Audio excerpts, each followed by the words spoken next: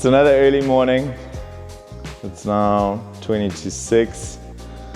I gotta wake up real early on a Sunday to do my job. It's a difficult job. I gotta get into this new turbo that just arrived last week. I actually flew to, where did I go? George, to go and pick up this car from its previous owner, the second owner. He's owned it since 2019. It wasn't easy because he was emotional. I had to approach with caution and with some empathy and sensitivity because this was like his pride and joy, right? This guy's owned this car for 6+ years. He's done 3,000 Ks in the car. And the whole reason why I didn't drive it, because he bought this as a collectible asset with the hope that it would appreciate, which he wasn't wrong, because this is a Coupe manual 997.1 turbo.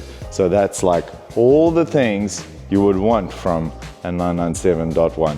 Mccc engine, 6-speed manual, and also it's got these amazing OEM original Fuchs wheels, which are probably worth somewhere in the region of about 120 to 150,000 Rand just for the wheels.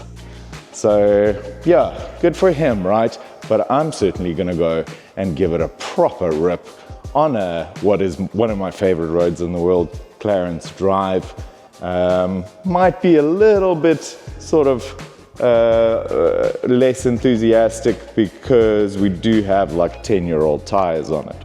New tires arrive next week, but not gonna stop me, right? Let's go.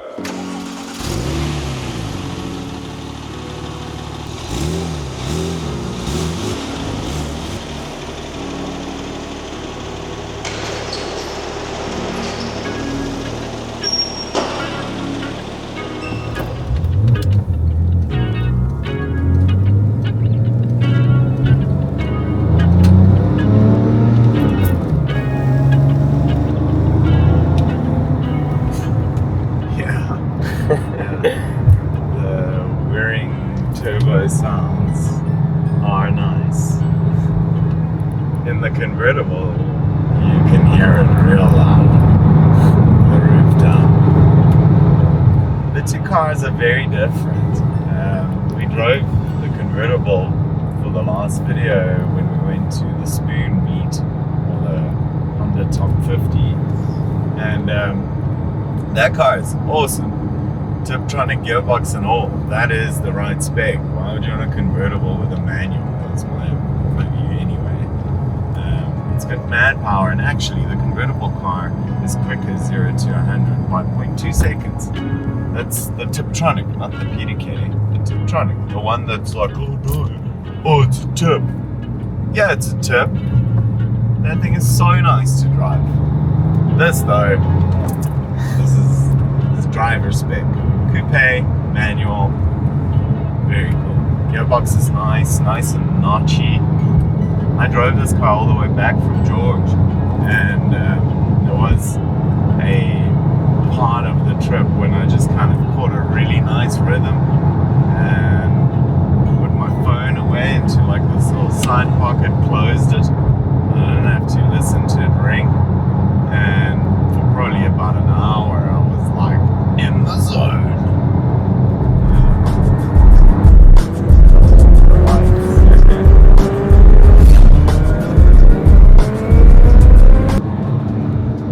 He's very racy. You wanna catch him? He must have had all the coffee. I only had 1 cup. Yo, bro, come on. Stop humiliating me so early.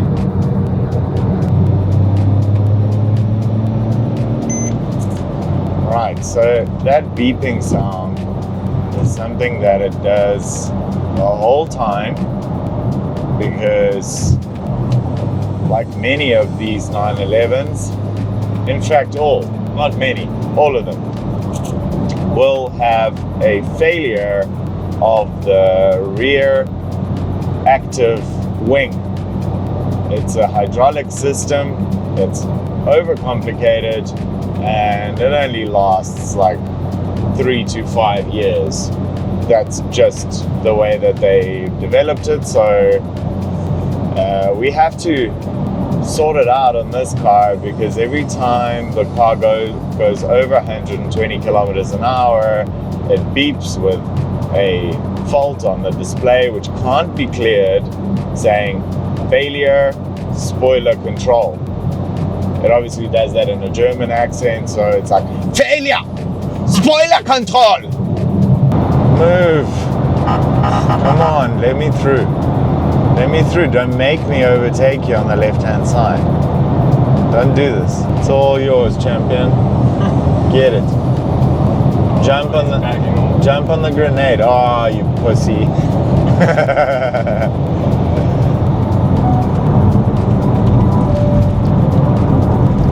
Shitty ass road surface. Oh God.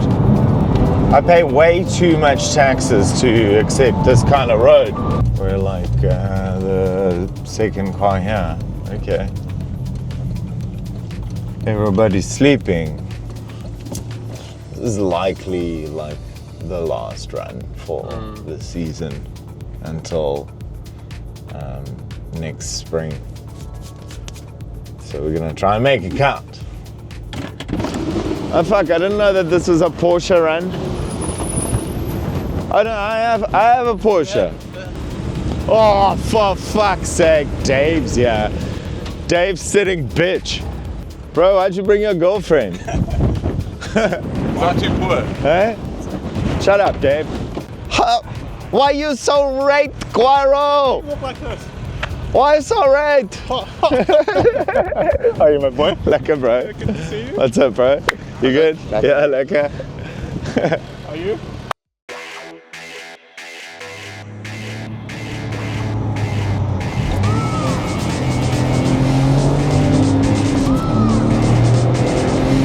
There's the turbo.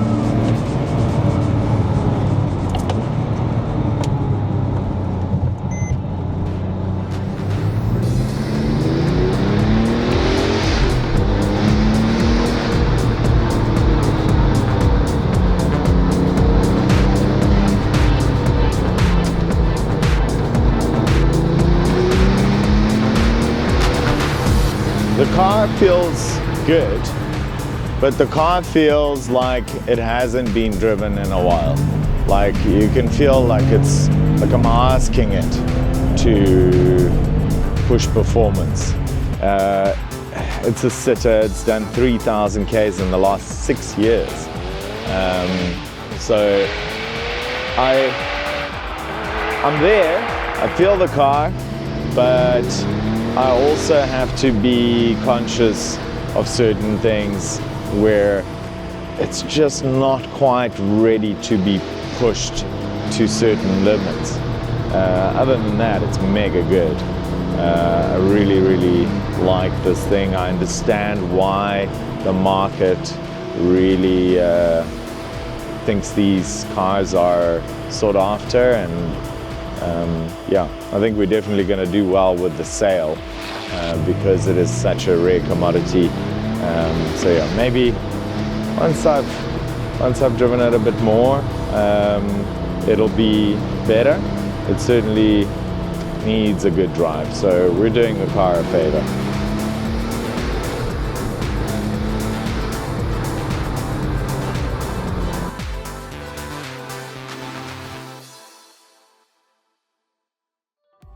Cool, so we pretty much wrapped up this morning's activities. Just had a nice brekkie here in Franschhoek, and we're going to be heading back home. We had a good time.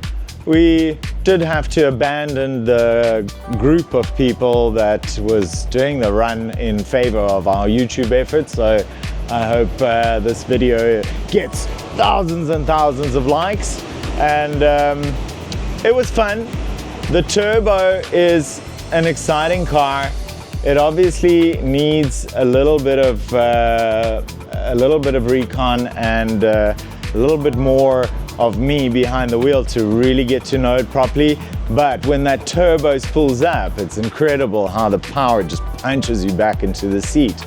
But what's also impressive about the car is the low end torque that it delivers. Even though it's so heavily turbocharged, I can be in 4th gear and not shift down, sitting at like 3,000 RPM, and just stomp the throttle, and it picks up real quick. And then the turbo kicks in a few thousand RPM into that. So I found that characteristic of the motor to be really cool. It's really flexible.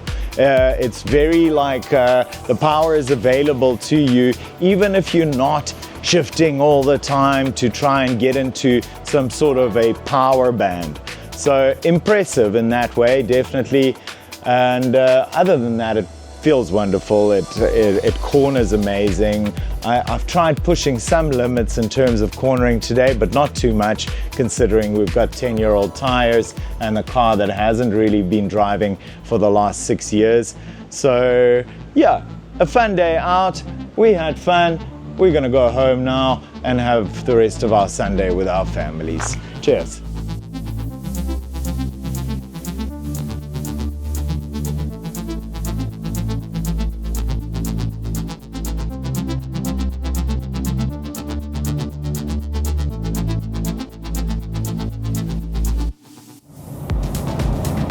One more thing, one little tidbit. I was driving this car back from George, where we bought it from the guy who was really upset, and I got into a really nice rhythm with the car, and I was kind of thinking to myself, like, you know, is this something that I would buy? Because it's special, right? It's got low mileage, it's desirable color combination, sunroof, carbon ceramic brakes, sport seats, manual, last Metzger turbo. Super desirable car, all boxes ticked. And everything that it does really well. And I was thinking to myself, would I keep this car, for example? Would I buy this car to own? And I'm afraid the answer is no. Like, I'm generally just, Porsches don't give me that fizz. They don't talk to me as like a Ferrari would, or even a Maserati, certain models. Like, there's even other cars that just deliver something that I almost can't put my finger on, but it's there. And I don't know if it's just a lack of emotion in this car. It's characterful. I mean, it's, you know, engines in the back and they drive a certain way. Porsches, you kind of got to dance with them a little bit, because you give power and it starts to do this little jiggle, and that's all very characteristic of 911, and it's cool. But I just don't see myself enjoying this car for longer than about 6 months. I think I would get tired of it. I think I would get bored of it. And I even started to sort of further that thought pattern while I was driving, and like, which Porsche would I buy to like keep, to like, you know, have as my weekend racer, you know, or the daily driver, whatever. But more a weekend toy, right? Because this is what this is. So I think, and I don't have much experience in them, but like a 997 which is my 911 generation. I really think 997 is cool because it's still like quite a small body car. It's quite dainty, and late model cars are become longer, wider, you know, more advanced technologically. Almost the criticism is that they're too perfect, which again removes character, removes emotion. It just becomes this obedient device that you tell what to do and it executes to perfection. Yeah, good, great, but not enough fizz, not enough excitement, not enough character.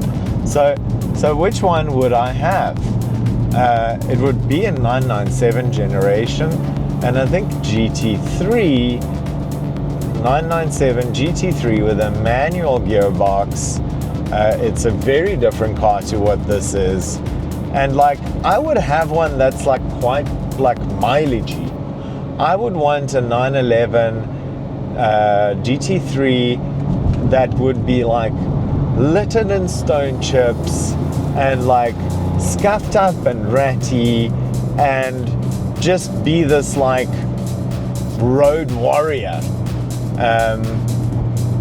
Porsches have this thing of where they can get away with looking worn and looking used. Ferraris and Maseratis and Aston Martins, like if it's a tatty Ferrari or a tatty Aston, you're just like, nah, ugly. Even when it's dirty, like a dirty Ferrari was already like a no. Whereas Porsches, like you can leave them dirty, leave them stone chipped, leave them scuffed up a little bit, and that adds character to the car. And that makes the car kind of like, you know, like that your favorite pair of shoes. That pair of shoes that you should have thrown away like years ago. But you love that pair of shoes, and when you slip them on, it's just like super comfortable, and you just land up going with it. I feel like that would be my 911 if I were to ever go that direction. I don't know if I would though. I'd rather have a 430.